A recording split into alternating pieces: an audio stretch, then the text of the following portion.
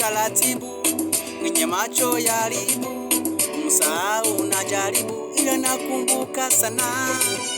umbe lake mahibu, kwenye maradhi yanolitibu,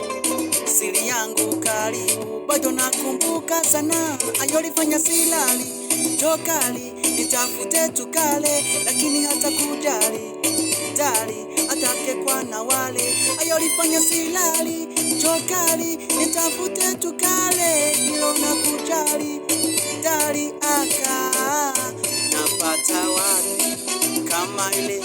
anipenda sana.